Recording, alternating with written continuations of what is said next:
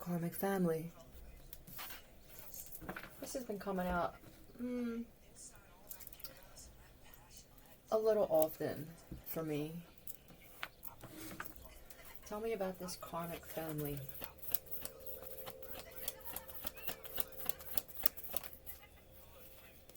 Karma. Okay.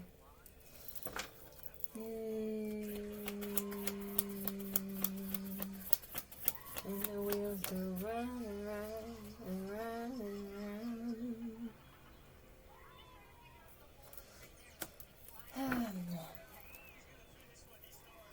He's going to finish what he started. Okay.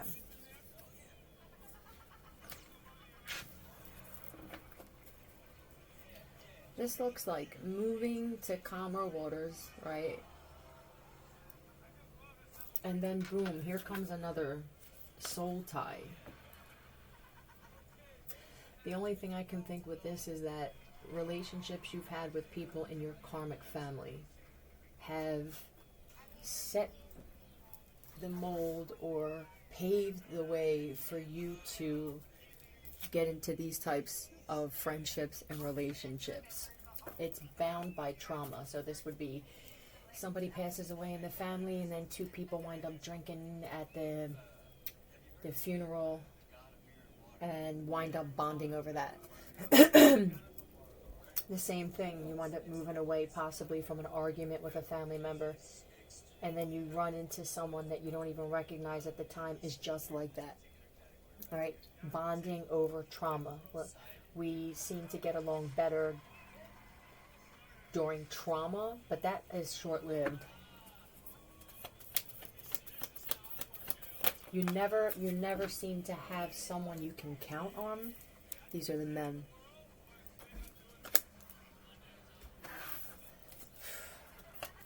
And then what happens? You show this unconditional love and loyalty, and it seems like they get angry with you. Why is that? Why do these men that you come across after that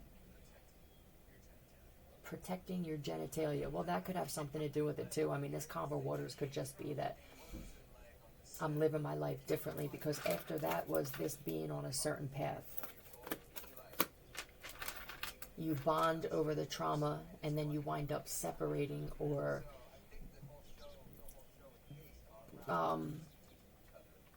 arguing and fighting. Is it really? Is that what a trauma bond really is? I guess there are multiple ways to look at it. So it would be, we bond over, not the dick on dick crime. Bond over, feeling sorry for ourselves maybe. A drug addiction, alcohol addiction, gambling, any kind of addiction would be a trauma bond to me. Now I move past that. I move and then this could be, all right, a series of events happens. I finally get through it. And then here I am moving away, and then boom, into another brick wall. Is it possible that you're meant to, whatever this is here, this is good advice, this is a loyal person. So whatever you're learning from that, you take with you, though, is what I feel. I'm addicted to nature, I'm alive. 77. Count.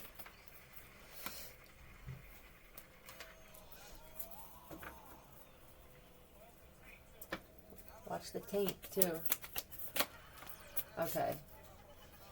And then let's say that this is moving to peaceful waters and you need to find a home situation. These could be the kind of men that you wind up running into who, see, this is an honest person though. A lot of people, if they needed a place to live, let's just say there was a living situation and now you just want peace. And the karmic family could represent, they like to argue, right? They show you this loyalty, but I feel like it's because they're looking to see what you bring to the table. Okay? It puts the lotion in the basket and does what it's told. Oh, well, you come across some pretty interesting men, that's for sure. Some of these are constantly people from your past, people you've already had issues with. This is what keeps this karmic cycle thing, and it's because you're still allowing yourself to attach in any kind of way to men who are only loyal and only give good advice if they feel like you're going to be a blessing in their life. And then when it comes to the home, it could be, okay, and then what happens? You could wind up being in a home where now other people visit. These are other people from your past possibly, or now these are people that this cat is connected to who, you see how this shit grows and grows? Separate. You're going to have to learn to separate yourself. But though some of you did, stuck.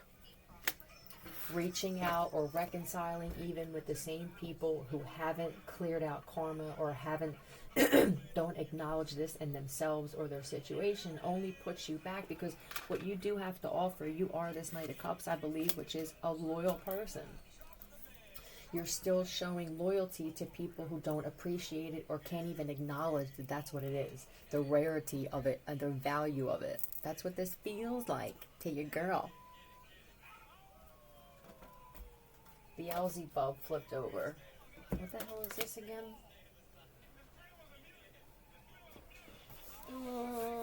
Yep. Some of you could think you're immune to this. I got this, but because you're this great person, I feel like it's gonna backfire every time. I dug myself out of a hole. I walked down the street and they didn't cover the hole in the sidewalk. I fell in it. I finally got myself out. I go take a walk again. I can choose to walk on the other side of the street and not fall in the hole again, but I choose to walk in the hole again. We all do it.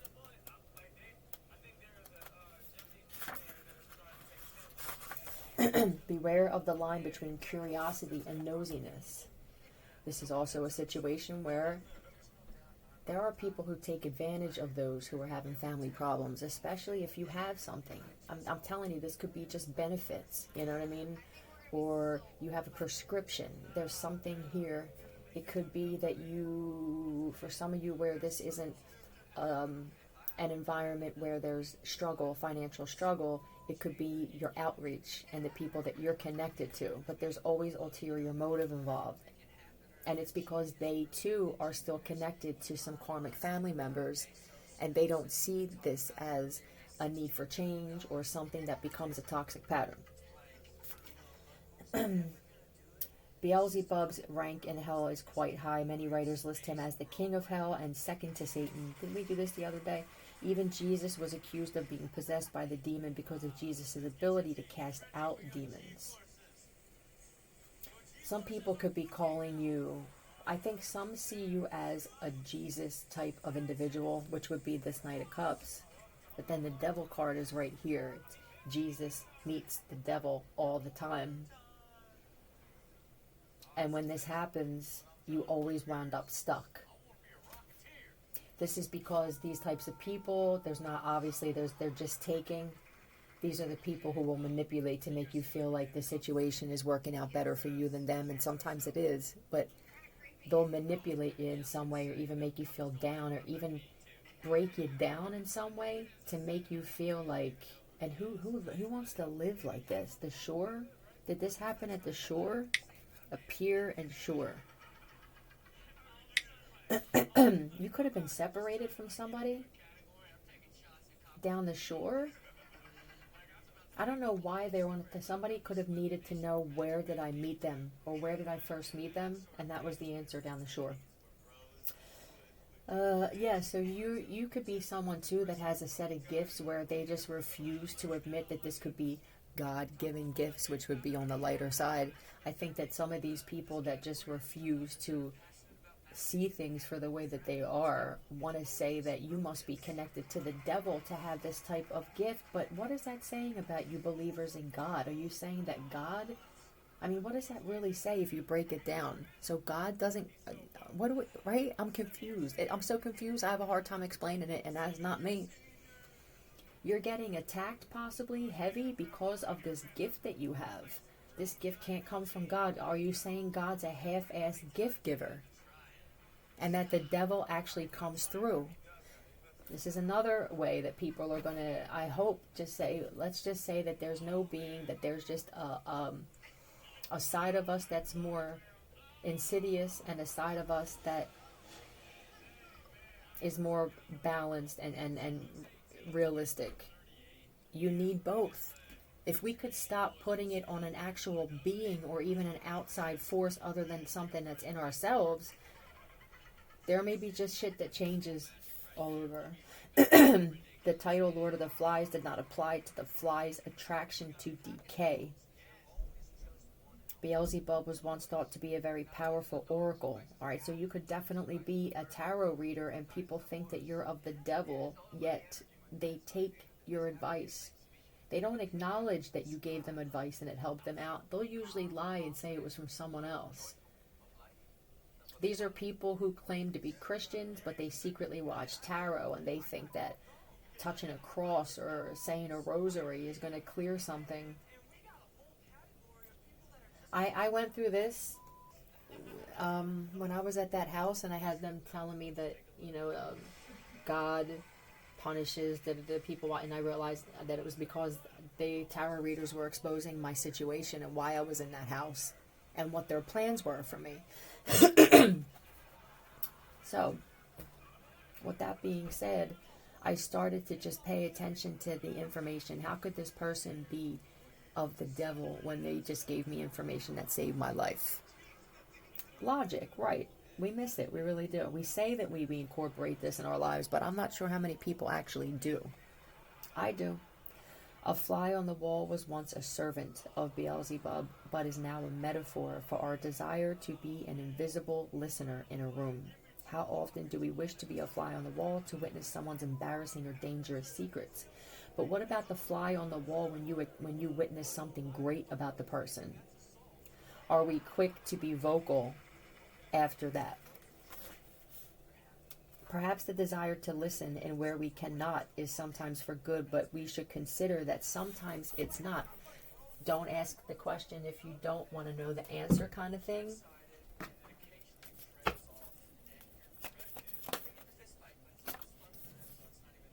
This is waiting.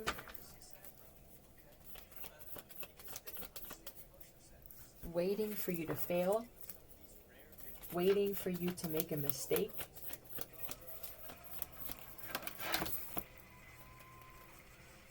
Waiting for you what? This would be Nine of Pentacles in reverse for me. And I don't feel celibacy is a thing here, and I don't feel like it's your health or your looks. I feel like this is waiting for you to be codependent. What happens now when you have these karmic family members who kind of rely on you being the proverbial fuck up? If you're not that anymore, what does it do to them? Does it, if they treat you like a pet? Some of your family members treat their pet better than you. Tell me,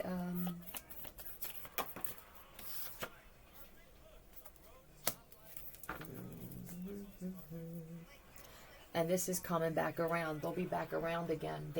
Don't forget that these types of people need your energy. Even if they need you to make mistakes so that they can put themselves on a pedestal or somewhere higher than you. Okay? And there's a good possibility if you spend a lot of time with these people, then you've actually done the same thing.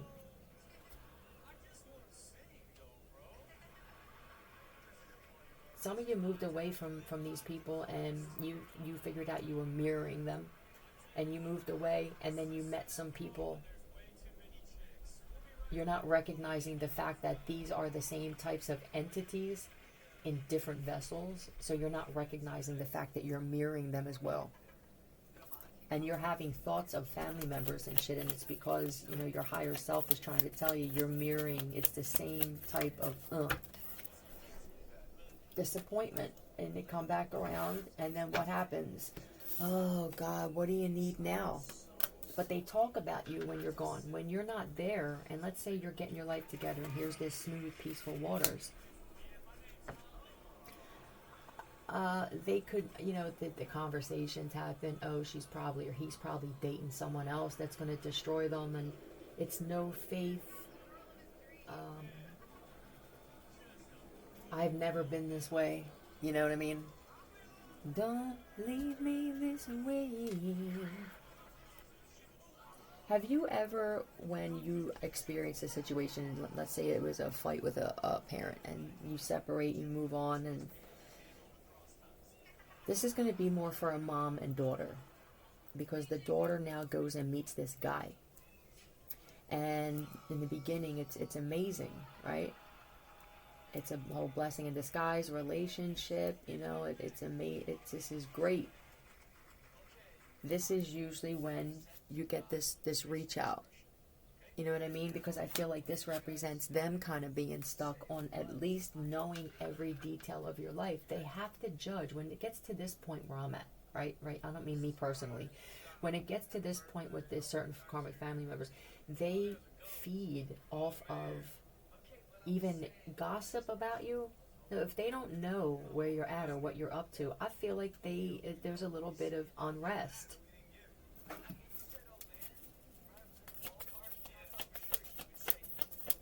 And when you're doing well, if you're not helping while you're doing well, and you're wrong there too. Yeah, they're disappointed, and with you at the bottom, divine feminine. You know what I also feel that there are some family members that know that some of these men that you've become friends with, they could be the types of men that in their eyes, or they know them personally, are not such good men. And I feel like once you get a hold of them and you're in their life, I do feel like you change a lot of them. And then what will happen is somebody will run into another person and have a conversation about you, and it could be these men. Oh, I ran into your daughter, or your daughter lived with me, or she did this, and the interaction is always positive. And I feel like that's another disappointment to some of these family members. That maybe they're with the process showing up here. It's that everything, there's a process, due process. Somebody lives their life by that too. There's a family member that lives their life by due process, but it seems to be broken up or sporadic or kind of selfish due process. Everything is a process. Somebody here, your mother refuses to believe that your pregnancy is planned. That you and this man, your mom and your sisters and every woman in your family disapproves of this man. This is someone from your past that I believe you're looking at differently, or you wanted to. You know what this feels like to me? The same men in your family are just like this man. This is why you gravitated towards him, right? We said that before. But something with you, you've learned enough about men like this that you are a healer of men. So you don't mind being around them. You handle it differently than aunts and sisters, mothers, stepmothers, even grandmothers. And they don't understand. They could say to you, you keep dating or befriending these types of men. But these men could represent something in some men in your family. And if you use the word attracting, I'm attracting, even if you have family members that speak about that, when you speak about it, it agitates them, right? It is a planned child.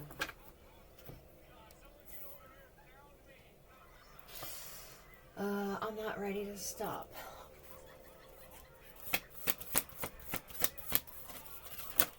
This could be another child, that you're pregnant with another child and you don't know how to tell them. I would say this. Don't. Keep this one quiet. And then when they find out you had the baby and they ask, how could you not have, then you have some leverage and whatever happened with the first one. I wanted a different outcome. And some of your family members, there's somebody here where your mom or your dad says that. the definition of insanity, this would be that. Power. The power of not telling them all of your business. The power of not answering the phone call right away. The power of both sides acknowledging that there is always a process and a moving cycle. It's always in motion. It's energy. So look at it like that. And if you try to stop something, you try doing that, right? You try to stop a wheel in motion that's at a certain speed because it's not comfortable with you or you don't agree with it. It's going to run you over. It's the same kind of shit. I hope this helped for some people. See you.